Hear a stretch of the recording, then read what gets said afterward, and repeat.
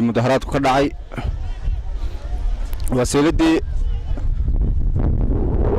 جديدة فلنتا يحلبانا ay ku soo duuleen waxaan magaalada ugu taxsiideynaya goolihii deegaanka ayaa lagu haweenaa magaalada kale markii la soo laastay in ay marayaan xeradhigtii hore iyo siiladii ay marayaan imika halkan waxaa laga aragtaan shalay waxay ku murmursanayaan sariibad baa laga dhisayaa sariibadna halkan uma baahna de sariibadna iskuma gasho goobta qashinkana inta jirto waqtigiin waxayna leeyihiin hilib la qalaa lagu iibinayaa iyo qudrad siigada iyo dadkana wada arkaysan ka dhacaya isku mana galaan aqliga fayow marna ma oranayo halkan sariibad aqliga fayow marna ma oranayo halkan sariibad laga dhigo xaafadii maxamed cali iyo xaafadii jarmalka ayaa u baahan hadii sariibada la dhisayo maxaa sariibada halkan loo geeyay sariibadna halka laga dhisayo dhulka weyn baa la qiyaastay sariibadana waa lagu dhuumanaya xildhibaanadan waxa leeyahay wardisho sano bilayar laaba joogteen intii hore adeed ku filaayay xeladhiigtii hore iyo sayladuna idin ku filaamayse waxa meesha la joogayaana waa ayaamo yar inta danguur hadhay dadka inuu amaan gelin inta danguur hadhay dadka inuu amaan gelin midda kale yinma kale meesha la jooga waxa la arkaa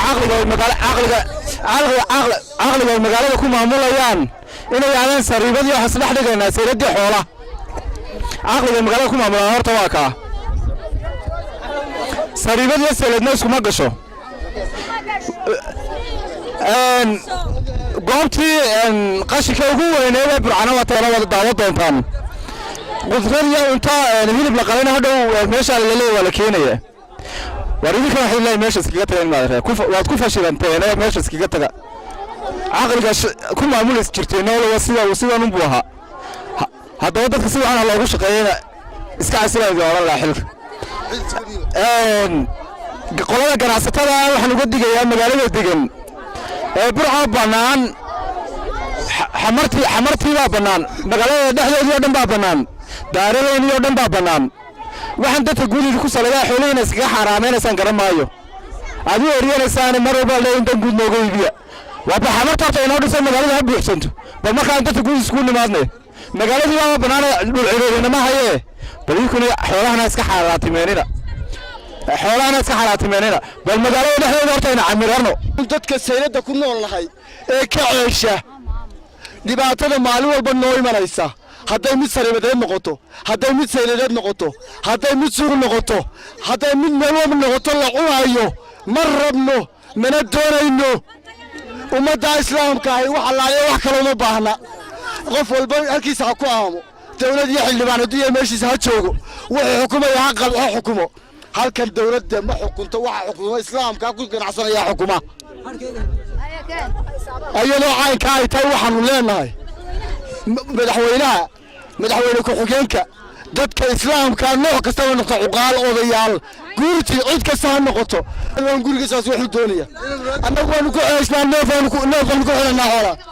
inaan muraanta iga qabta oo xodayna iga qabta oo kuwa kale la midkaan iga qabta intaba raalli baanu ka nahay inaga qabto inaan iga badal raalli baanu ka nahay inaan iga laabaan doonaynaa waxaan leenahay dadkayga sayladda ka ganacsana ee ka jooga ee ka shaqeysta waxaan leenahay ma ogolin in sayladda tallaabo laga qaado ama la iibiyo ama wax kale laga soo qabto ma ogolin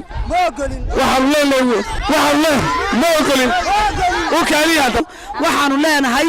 ninka nahaysta ee maayarka wuxuu yiri waxaan ka dhisayaa sariibadna maaha wuxuu ka dhisayaa bakhaaro uu dhulaysay uu iibsaday xildhibaanadu way kula socdaan mana rabna dadweyniyo masaakiin baa ku ganacsata oo rabta oo doonaysa oo ka eesta uma ogolin in la iibsado ma ogolin rag baa le beeray haayeen dadkoodii baa nool dadkoodii baa jooga dawladdu ma laha shicib baa iskale dhulkan marka anagu ma ogolin ina muraad waa tuug ma ogolin xoolo iyaga ma ogolin tuug weeye xoodayda